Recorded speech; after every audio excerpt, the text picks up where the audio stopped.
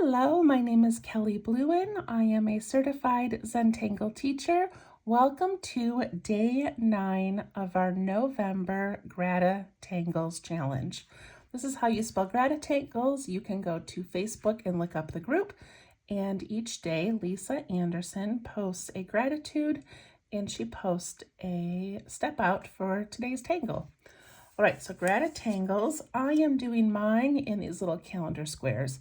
This calendar and this little gratitude journal page are available linked below in the description of this video. And I just printed mine out on cardstock, but you can print them out on whatever you would like, or of course you can do these on paper tiles or in your sketchbook, but this is how I am doing them this year. All right, and I'm kind of loving that on day 1 I decided to, or day 2 I guess, to add a background. And now I like how this is all gonna have like pencil and pen. The whole thing's gonna be filled in when we're done. So I kind of love that. All right, day 9, I'm gonna flip this over because on the back I like to write the name of the tangle and the artist. So this one is called Lunar Flux. And Flux is one of my favorite tangles ever, and I love any variation of it. Okay, and this was created by Debbie New,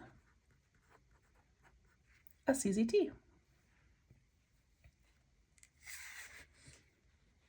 Okay, let's zoom in a bit. There we go. Okay, so Lunar Flux. So we are going to begin with a flux shape. And if you are not familiar with the flux shape, it is basically an upside down raindrop. Okay, so I'm going to do one, let's see, I think I'm going to do one up here. And I'm leaving some space up on top and around it. I'll put in this little flux shape. And then underneath it, I'm going to leave some space, and then I'm going to put in a little stem. But I'm leaving some space underneath.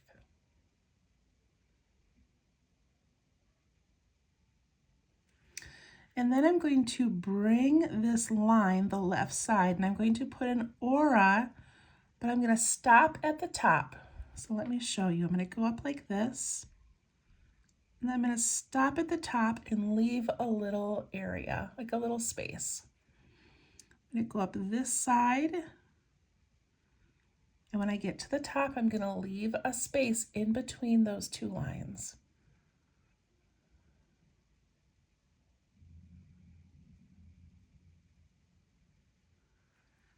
And then on the top up here, we're going to do a very thin little double line, and then it's going to kind of balloon out a little bit and come back down.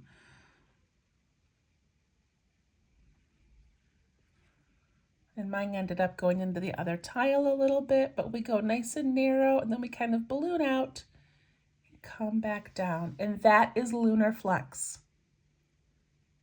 Just like that. How great is that? Okay, I'm going to do another one. I'm going to do one right beside it.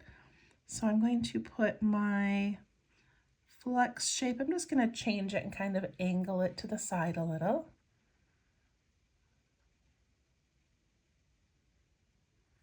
And then I'm going to put in a stem.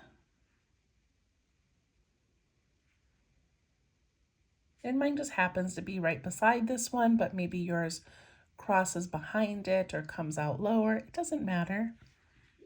And I'm going to go up and aura the side and stop. Up and aura the side and stop.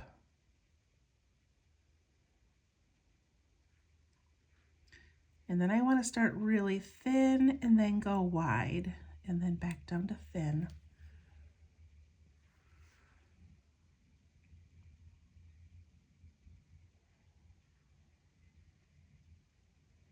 Isn't that so cute? All right, I might add more up there, but now I'm going to come down from this corner and I want to do a little variation. So this time we're gonna do, instead of doing an individual, we're gonna do a cluster of 3. So I'm gonna do 3. I'm gonna kind of do them over here. So I'm gonna go like 1, 2, 3. And I kind of have their bottoms all sort of pointing the same way so that I can put a single stem down here.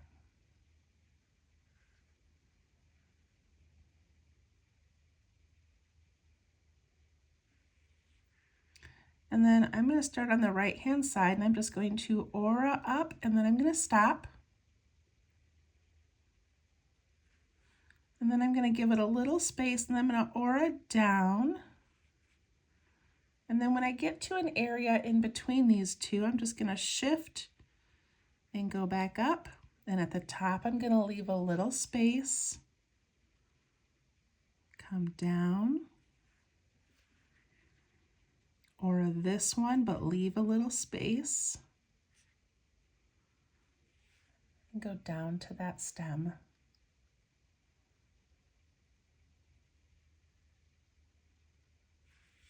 And then up here I do a little thin and then wide and then thin.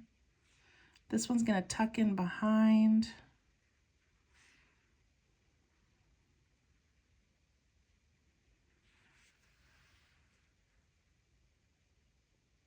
So cool. Now if I want, I could make this one show up in here. Or if you want, you can embellish these areas. So you could ink this in completely. You could put in some little curved lines. You could put an orb in there. So I'm not gonna add that little top of that bulb yet. I'm just gonna kind of let it be for a moment until I decide what to do.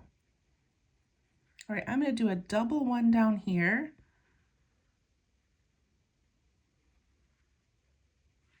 Leaving some room for that little top thing that we do. So I go up, leave a space, come down, leave a space, come down into a little stem.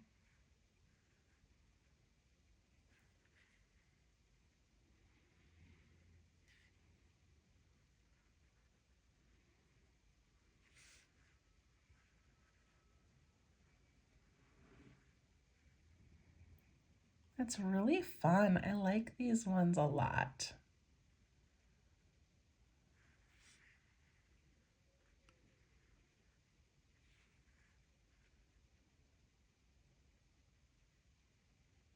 All right, did you get most of your space filled? If not, you can make one coming off of another corner or coming up from the bottom or a side. But go ahead and fill that space a little bit.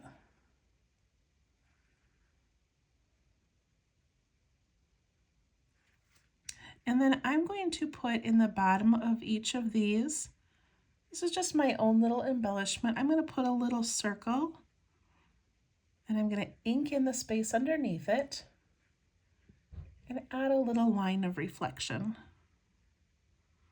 Circle, ink in, and a little line. I like having a little bit of that dark drama, but you could embellish this any way that you want.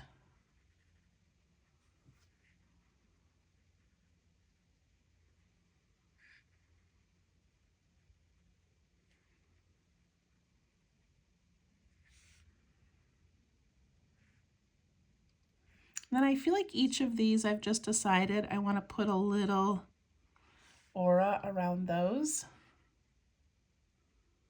I'm not sure why, I just kind of felt like doing it.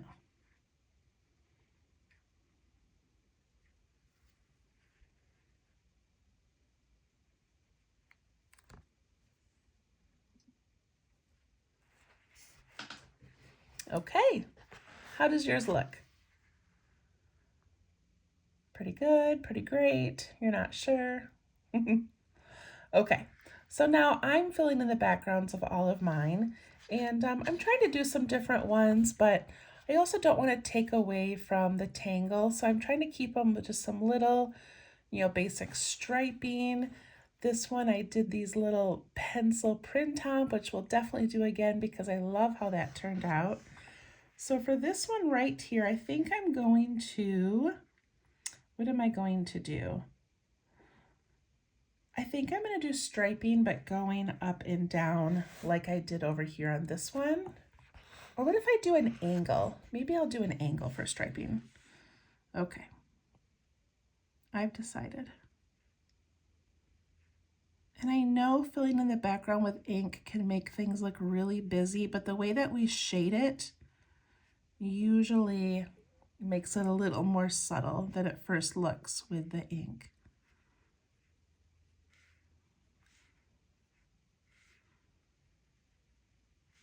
And I like lifting my pen once in a while to give those little breaks.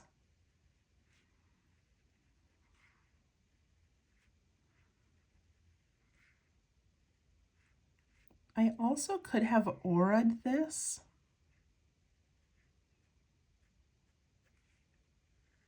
but I didn't. Another thing I could do, maybe I'll do down here while I'm thinking about it, is I could put in an orb with a little reflection and then an aura, because I have that already in these little plants. So that's kind of cute. I could even do one over here if I wanted.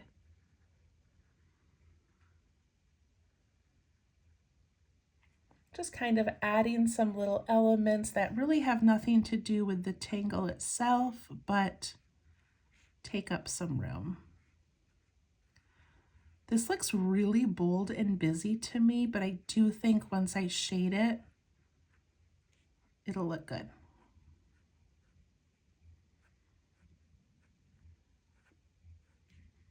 And I don't line up my lines at all. It's just a background.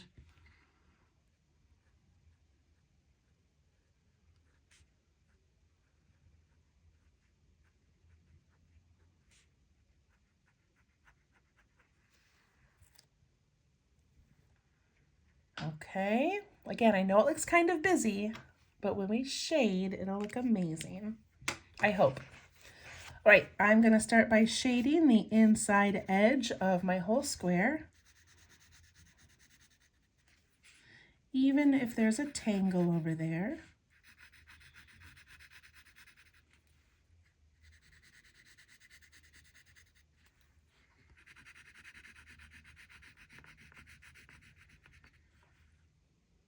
And then I'm going to go around the outside edge of each of these. And it's important that my pencil, my graphite, goes right against the line.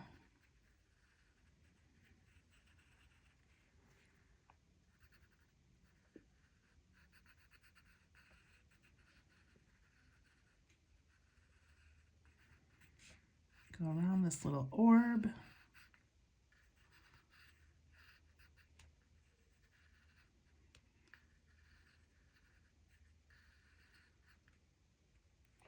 And this little one goes over this one, so I went around the whole thing so that it creates a little shadow.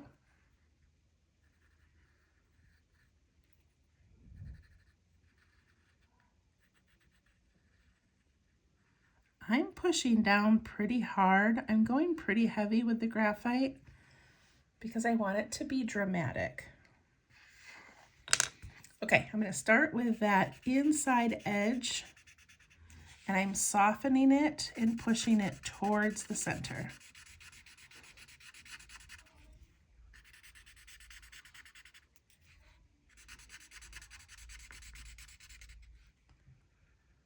I love it.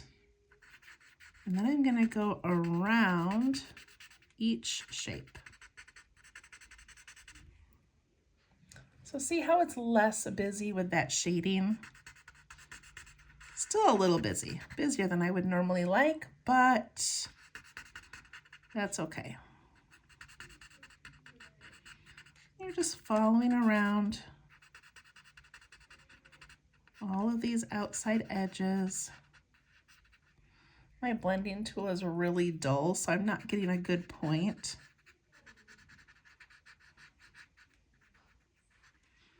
But I'm doing pretty good. Okay, look at that. Look at how that really does pop once you get that shading in. That's pretty cool. And if you have a kneaded eraser, you can always go back and pick some of that shading up if it's too dark. I'm also going to add a tiny bit inside and above these little auras, just to give a little bit of dimension in there, a little bit of depth. Look how cute that looks.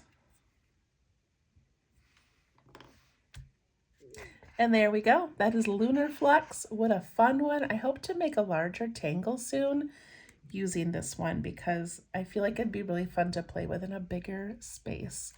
I hope you enjoyed that one, and we will see you tomorrow. Bye-bye.